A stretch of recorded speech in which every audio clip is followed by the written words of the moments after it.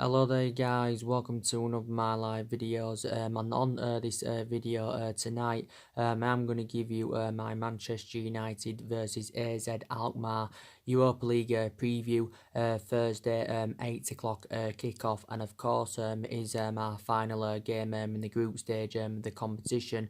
Doesn't matter of course what happened, because we are already into the knockout stages of the Europa League, and like I did recently mention, I think it's our only route to Champions League football for next season. But actually, reflecting on the league, there's still a chance now. We could finish in that top four. Because we are only 5 points behind Chelsea. Obviously, whoever wins this game does finish top of the group. We are top of the group at the moment. We've played five. We've registered 10 points from a possible 15. We've won three, we've drawn one, and we've lost one. Alkmaar, of course, are just 1 point behind us, but it would be lovely, obviously, to finish top of the group. The reverse fixture, of course, against AZ Alkmaar was 0-0. I've got to say, analysing that, it was our worst performance of the season. Definitely, because in that particular game, we didn't register a single shot on target. That was very, very bad. But anyway, you've got to say the Europa League is a priority. Also, the Premier League is a priority. I do believe in this game against AZ Alkmaar, Solskjaer will make a variety of changes from the 2-1 win against Man City last weekend. So I do believe he'll go with a lot of the youngsters in this game. I think he could actually go with a similar team, as he did do against FC Astana in our last the Europa League game. Obviously, we did lose that game by 2 goals to 1, but obviously, Solskjaer recommended a lot of youngsters to Kazakhstan. Obviously, the vast majority of them youngsters were actually teenagers, and Solskjaer in total in that particular game had handed 7 debuts out. Obviously, he gave the likes of Ethan Laird his debut, Dylan Levitt his debut, Dishon Bernard his debut, and also Lee Grant got given his full debut. Obviously, Lee Grant is our third choice goalkeeper, and that so could go with a similar team, because it does see like the Europa League and the Carabao Cup as more of a chance to give the youngsters more experience. But obviously, Everton is on the horizon anyway, so he is going to rest key players. I do believe senior players will be playing against Alkmaar, but he will rest quite a few key players. Solskjaer's press conference, is tomorrow, building up to the game. Obviously, I do presume he's going to provide us with some team news. So obviously, now I'm going to give you my reaction to Ole Gunnar Solskjaer's press conference tomorrow. I think the youngsters that could start in this game is Mason Greenwood. He could be starting tomorrow. So to Brandon Williams, because I don't think they played for the under-23s. Was it on Monday? So I think they could be in line to start. Analysing Mason Greenwood, he's done very, very well this season. Don't forget, he started from the start in the win against Tottenham. Obviously, he was fulfilling Anthony Martial's role, because initially Anthony Martial was out of a muscular problem, but obviously played in the game against Man City. Like I said, Mason Greenwood is only the age of 18, but I think in the games he's played in this season in the senior squad, he's replicating what he did for the reserves last season. Is Mason Greenwood, so being very, very impressed with him.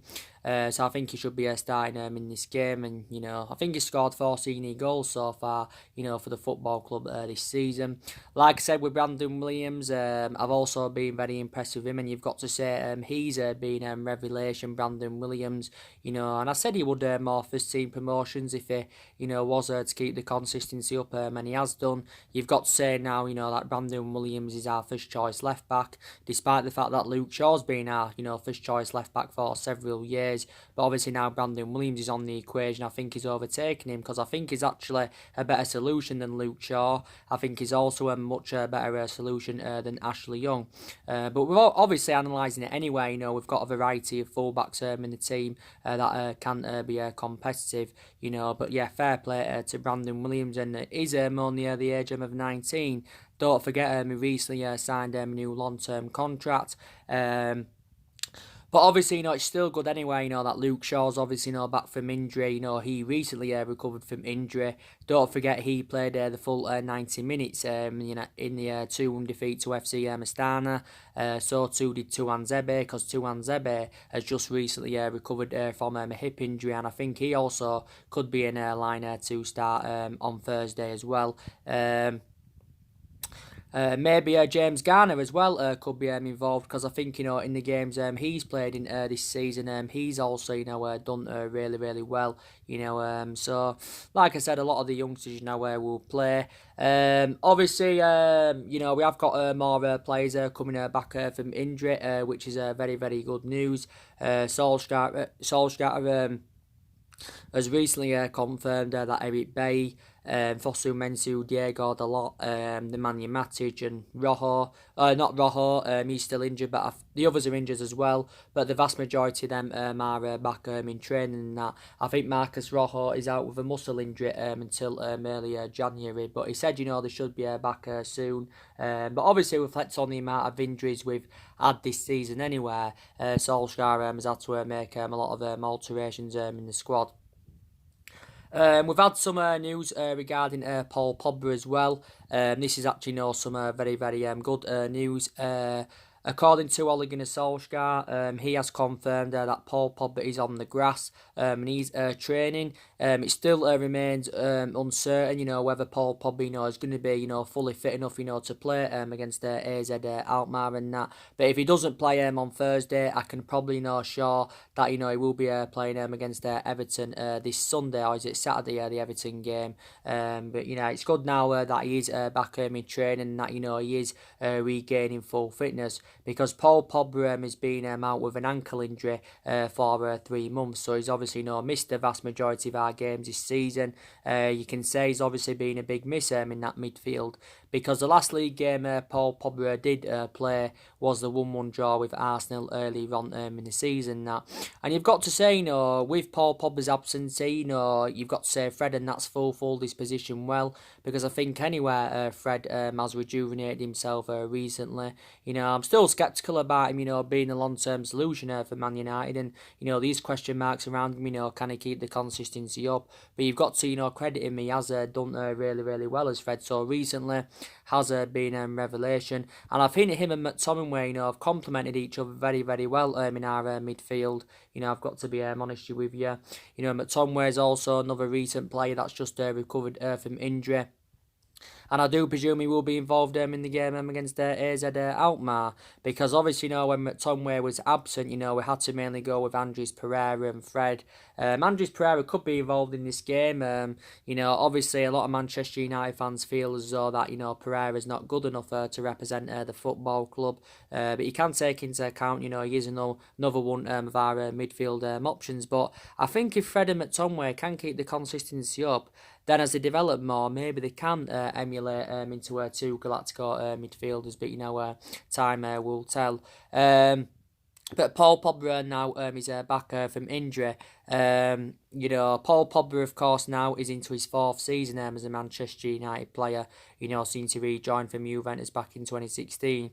And you can say, analysing the vast majority of his career with Man United since 2016, he has enjoyed a really difficult time, you know, prior, you know, to the first 3 months, you know, when Solskjaer was the interim manager, because in that 3-month period under Solskjaer, you know, Paul Pogba, you know, was in scintillating form. But he's had quite a few injuries, don't forget, as a Manchester United player. You know, Pogba has made, 148 appearances in all competitions, and scored 31 goals for the football club. You know, but, you know, recently, don't forget, you know, not too long ago, Solskjaer, you know, defended Paul Pogba's professionalism, and he also did confirm when he does return, you know, it will be like a new world-class signing. I still believe Paul Pogba wants out of the football club anyway, like he did do basically for the entirety of the summer, and he was relentlessly linked to a move to Real Madrid during the course of the summer, and that obviously, Zinedine Zidane identified him as his number one priority target. There was also reports about him possibly making a return back to Turin because, like I mentioned, he did enjoy 4 good years there with Juventus. But I still believe Paul Pogba's preference is a move to Real Madrid. Paul Pogba, of course, has still got 2 years left on his contract with Man United, with an option to extend it by a further year, and he's on around 298 grand a week. So in that aspect, he's one of the highest paid players at the football club. Valencia has obviously reacted to the speculation about Paul Pogba leaving Manchester United to join Real Madrid next year. And, this is stemming from Valencia. According to him, he, says that, Paul Pogba hasn't mentioned about a transfer to Real Madrid. But regardless of whether Paul Pogba stays or goes anywhere, we've still got to address that midfield. We need an attacking midfielder. We also need a defensive midfielder, but we've definitely now got to recruit a replacement for Ander Herrera. So that midfield area is one of the priority areas where Man United need to strengthen up. I think, we also need, a couple of attackers in. We definitely need to recruit a replacement for Lukaku and Sanchez, because you can say for the vast majority of this season, we've looked very exposed in that attacking line following their departures. I think we also need a right winner, and there's possibly other areas in the squad as well that do need to be addressed. But the 2 main priority areas are that midfield and of course that attacking line. But we will see what happens. Regarding that. So yeah, Paul Pogba now, he's back from injury, which is very, very good news. Like I said, the last 2 games have been very, very good for us. Fantastic 2-1 victory against Tottenham. It was good to see, Ole Gunnar Solskjaer overcoming Jose Mourinho. And, I didn't expect us, to get anything from Tottenham and Man City, to be quite honest with you. Because like I said, since Jose Mourinho got recommended in at Tottenham, he's, he's inspired them, and obviously, Tottenham have rejuvenated themselves and all that. So I didn't expect us to get anything from Tottenham. And I thought it was a very, very good result against Man City on Saturday, winning by 2 goals to 1. So it was also good to see, Solskjaer overcome Pep Guardiola. But you got to say, City haven't performed to the standards as we expected from them this season. You've got to say, they have been quite poor in that. But I've got to say, a very, very good victory. And I've got to say, the wins against Tottenham and Man City, as I've said on a regular basis recently, I've definitely saved Ole Gunnar Solskjaer's managerial tenure at the football club. I think them 2 are Ole Gunnar Solskjaer's 2 best games, in his managerial career so far with Man United, especially the Man City one. Because there was reports emerging out, prior to the Tottenham game, saying that Solskjaer had allegedly told our players, if we'd have lost to Tottenham and if we'd have lost to Man City, he was very convinced, when we would have been sacked by the football club. Because Solskjaer, is aware of the intense pressure he has been under, for the vast majority of this season. Because, we've enjoyed our worst start to a Premier League season for around 30 years and that. But, recently, momentum seems to be building. There seems to be more confidence in the team. And quite a lot of aspects of our game have improved. Don't get me wrong, there's still some aspects of our game that need to improve, but some has definitely improved. I think also, certain players have stepped up to the plate, which is very, very good. Recently, we've been scoring more goals. We've been more clinical in front of goal. No. We've been more clinical in front of goal, and we've seemed to be creating more chances recently. That's been an element of concern this season, because in the vast majority of our games this season, we have been struggling to create chances, and this is the explanation, why we haven't been ruthless enough in front of goal. Like I did say to you guys on my recent videos, don't forget. I said to you on my recent videos that, we've actually, had some good results this season. We've done really, really well against elite opposition this season. We really, really have. Because we've beaten the likes of, Man City. We've beaten Tottenham. We drew with Liverpool earlier on this season. We're the only team in the Premier League this season to take any points from Liverpool. And, we arguably should have beaten Liverpool. We beat Leicester early on this season. Wasn't the best performance, but still got the win. And also, we beat Chelsea at the beginning of the season by 4 goals to 0. So it just proves, on the day, we can beat anybody, when we are playing to our best, definitely. I think, reflecting on the last two results, though, I think a lot of some, if not a lot, some Manchester United fans perception, would have changed regarding Solskjaer. Now maybe they now feel as though that he's the right man to elevate Manchester United forward. But I've got to be honest, we have seen to turn a corner, because reflecting back quite a few weeks ago, we was out with the top 4 race. We was totally out of it. I think we was around 11 points behind. I'm still sceptical about us getting that top 4. I still don't see it happening. I hope I'm proven wrong, but we are only 5 points behind now, top 4, and that's definitely now catchable. But I did initially say, didn't I, at the start of this season, that our expectations this season will be to finish in that top 4.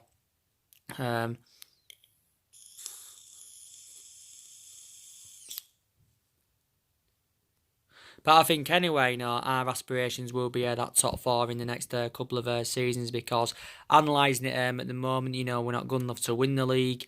We're not good enough to mount any kind of title challenge up. So like I said, it's going to take a long rebuilding process, definitely. But like I said, anyway, all along, I'm very, very sceptical that Ed Woodward is going to sack Solskjaer anyway. Ed Woodward is not going to sack Solskjaer. Obviously, Ed Woodward is still determined to stand by him. I know there was reports recently emerging out saying if this bad run of form was to, continue to persist, then, would consider, getting rid of Solskjaer. But, I know, even though, Solskjaer is not accountable, for all, for the vast majority of our bad performances and results this season. He's accountable for some of it, but not all of it. Also everyone else needs to take some responsibility. I think a lot of the blame stems from the board. I think also a lot of the blame stems from Ed Woodward. I think there's also more players that need to leave Manchester United next year, or if not next year, in the future. I still believe, we need to get rid of at least another 4 or 5 more players. I still believe we need to see a variety of changes at the football club. You've also got some former Manchester United players like, Gary Neville, Paul Scholes, obviously, backing Solskjaer.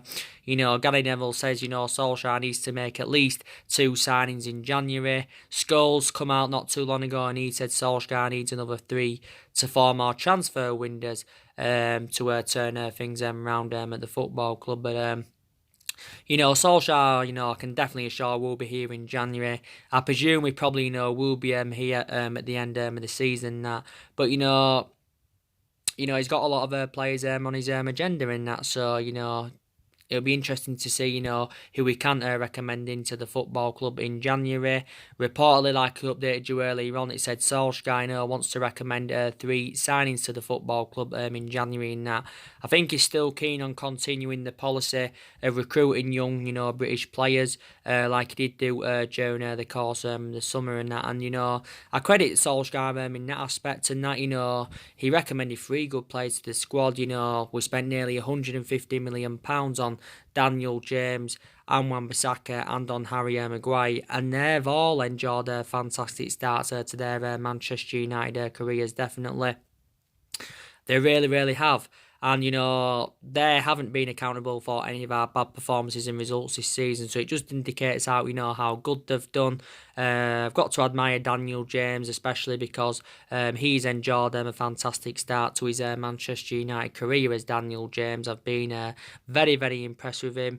I've also got to take into account he has been a revelation for us this season, reflecting on his performances, and he's been a consistent starter, and I didn't expect him, to play as many games to the extent as he has done. So I'm also surprised on that aspect, but done really, really well as Daniel James, and I think he will emulate into a Galactico player.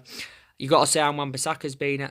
Well, some people believe he's been our most consistent signing. I thought he had a fantastic game against Man City. He was immense. His defensive distribution's fantastic, and I can believe he can be our right back for the next decade. Next decade at least, and Wan-Bissaka. But I think this season he's replicating what he did with Crystal Palace last season. But Wan-Bissaka, made his senior debut back in just February 2018.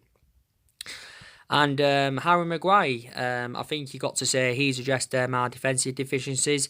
I do think, we look slightly better defensively in that. And it was good during the summer that we got that defender in that we wanted. We also got that right back in, which was obviously, very, very good. So it was good that we addressed some of the problematic areas. We paid 70 million for Maguire, 10 million in add-ons, which did potentially rise it to 80 million pounds. So Harry Maguire is the second most expensive sign in the club. He's the most expensive defender in the world. He's totally comparison to likes of Virgil, Van Dijk and Laporte as well.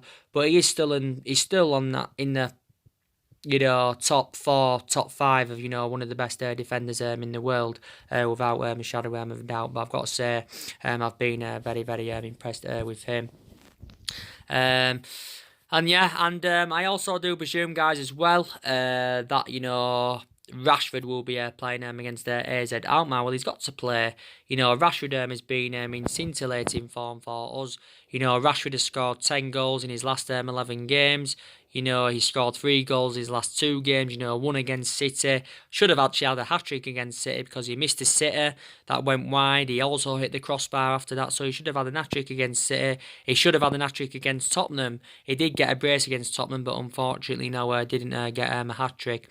But I've got to say, at this present time, I think Rashford is the best player in the Premier League. Probably not overall, but at this present time, reflecting on the form he's in, you've got to definitely, be honest about that. Rashford has scored 58 goals, is it, for the football club in 191 appearances since he broke into the senior squad back in 2016. So he's nearly made now 200 appearances for the football club, and he is only the age of 22. I think actually Rashford's predominant position is playing centrally, but obviously now Martial fulfills that central position. Rashford obviously plays out wide, but you can still play well out wide, can Rashford. When he's in good form, he can get them runs in behind. He seems, and also he can have that finishing aspect. But got to say, I've been very, very impressed with him. Since Anthony Martial, initially has come back, he's also done well. You can say he's added more inspiration in that attack of third the pitches. Anthony Martial, definitely. He just recently recovered from a muscular problem anyway. Solskjaer did confirm it was a slight injury. That Anthony Martial had sustained. So he did miss the Tottenham game, but obviously, played in the game against Man City. It was good that obviously, he got his name on the score sheet. But Martial now has been a long-serving player with the club. He's now into his 5th season as a Manchester United player. Martial in total has scored 54 goals in 187 appearances in all competitions since his arrival from Monaco back in 2015. So I've been very, very impressed with him. But I think in the games he's played in this season, he's replicating, what he did in his debut season at the club. Because we recommended Martial in at just the age of 19. This was under Louis van Gaal era and he did well in his debut season. Now Martial, he's just the age of 24. So he's still got a lot of development in him, but he's definitely more effective in that central position. And Martial does help the likes of Rashford and Daniel James, so he should be involved. Maybe he won't start, but should be involved anyway. I've been impressed with Lingard recently. I think he should play against Alkmaar. If he doesn't start, should be involved. He captained our last Europa League game in the 2-1 defeat to FC Astana, but I think recently, Jesse Lingard has rejuvenated himself. I think I know I've criticised him for the vast majority of this season because he hasn't been performing to the standards as we should expect from him. But I think recently he's really stepped up to the plate as Lingard. But I still think anyway he's the long-term solution for Man United. But yeah, I've been very, very impressed with him recently. Solskjaer recently admitted that Jesse Lingard has been affected, with his off-field issues because he was injured earlier on in the season, was Jesse Lingard, as you all know. Perhaps maybe Chong could play in this game, maybe even Angel Gomez could be involved, Like I said, I've got a lot of element of concerns about Chon, and I think, he's one of the young upcoming players, we do need to get rid of next year. His appearances have been limited at Manchester United. I think he's only played on 4 occasions, since he broke into the senior squad. He made his competitive debut last season in the 2-0 win against Reading. Now, reportedly, Solskjaer recently insists that Man United want to keep Chon at the football club. There was a lot of speculation quite a while back, saying that, Chon allegedly informed the club he will be leaving at the end of the season when his, current contract does expire and that. And it says, I think at the time Juventus were interested in getting him on a free transfer. He's only at the age of 19. Obviously, he's another winger that we've initially got because he's actually primarily a right winger. But actually, could still be involved in the game.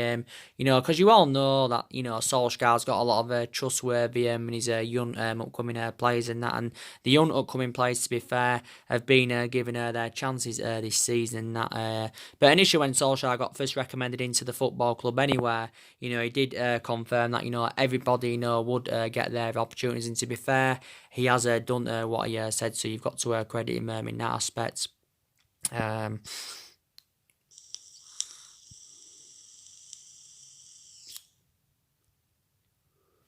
Got to credit him in that aspect. But like I said, Solskjaer has been at the football club now for around 12 months. So he's actually been at the football club a year or nearly a year. He's obviously not been a permanent manager for around 9 months as Solskjaer.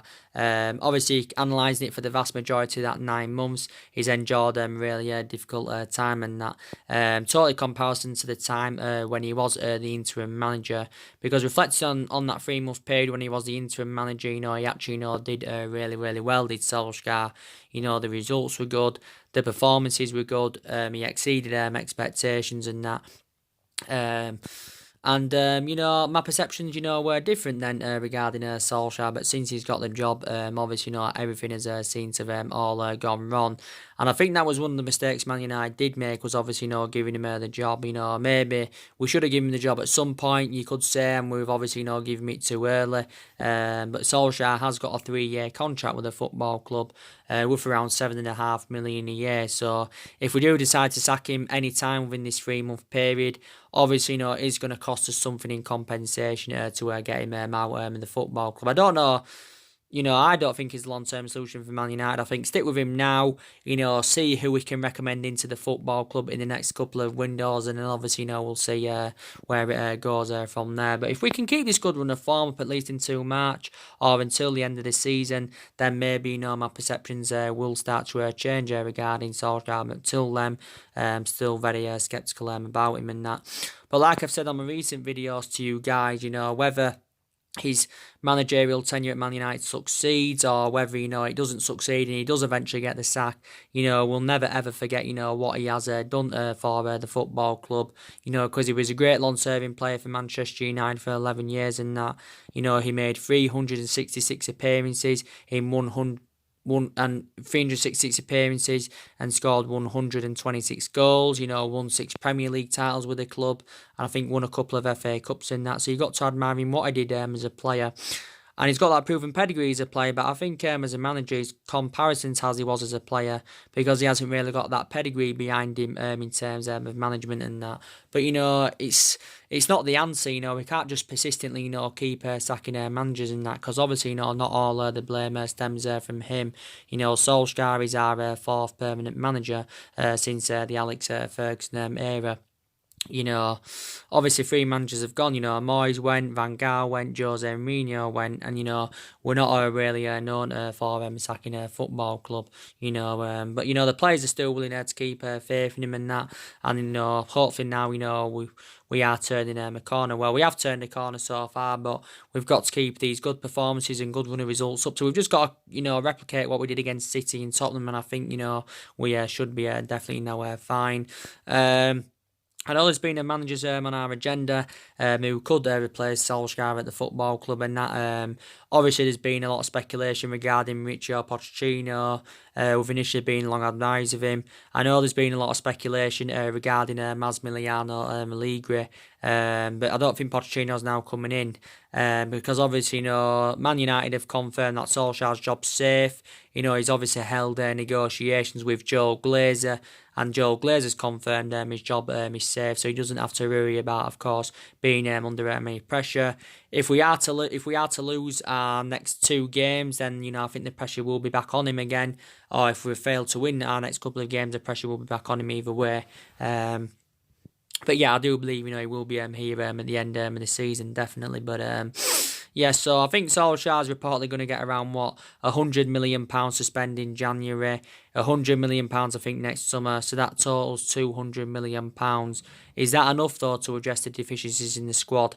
Is it enough for us to get the right number of players in? We will see, but it's very imperative next year that we do get the right calibre players in to the football club, and definitely our recruitment has got to improve.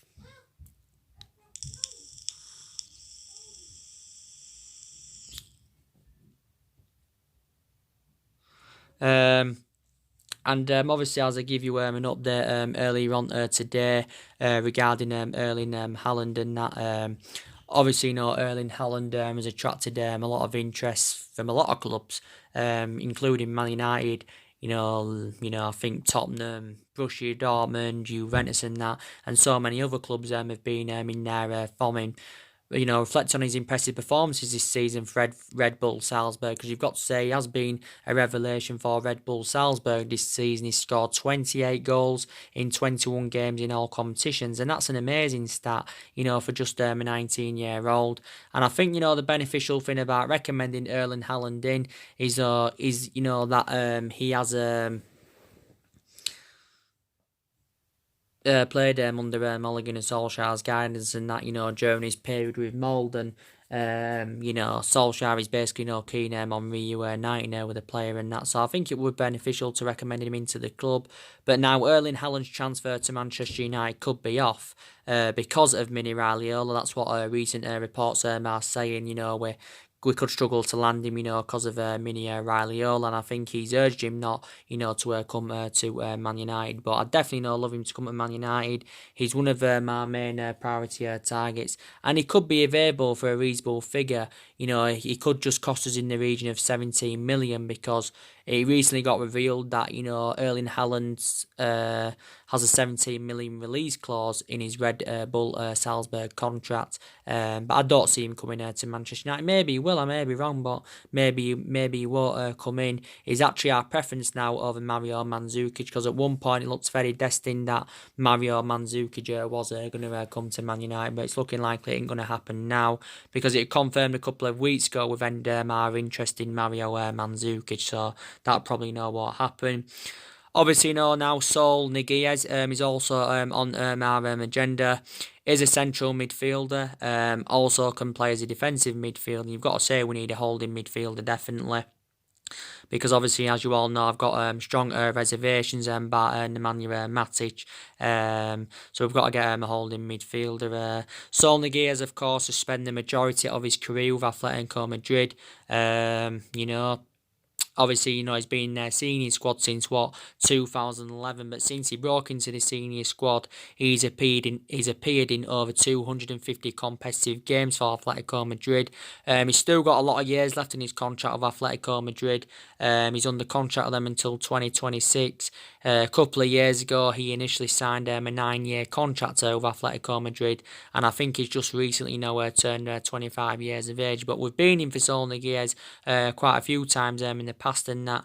Do you think he would be the right solution for Manchester United? We're basically seeing him as an adequate replacement for Paul Pogba.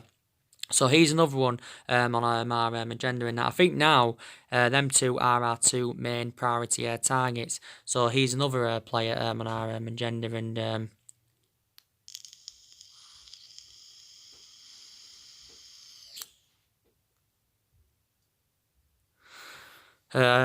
and yeah, there's obviously I've already given you the latest news regarding Sancho and that, and obviously James Maddison, he's another one on our agenda and that, but definitely a massive rebuild is needed at the football club.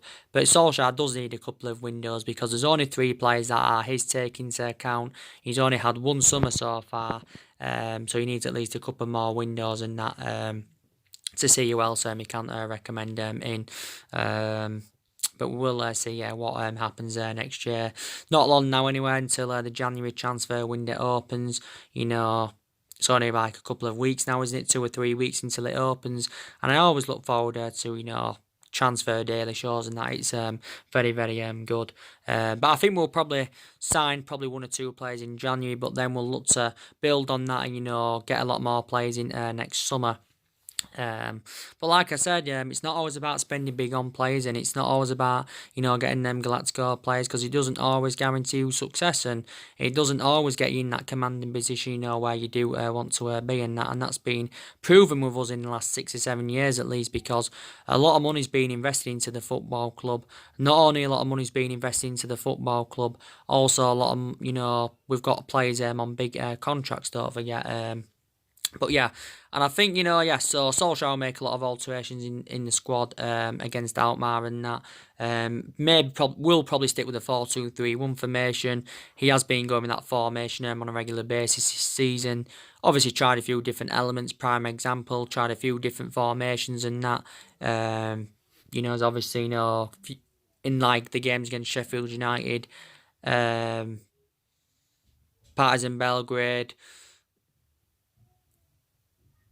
Liverpool, he went with 3M at the back, and that on the odd occasion I think he has gone there with a 4-3-3, but he has tried a few different elements.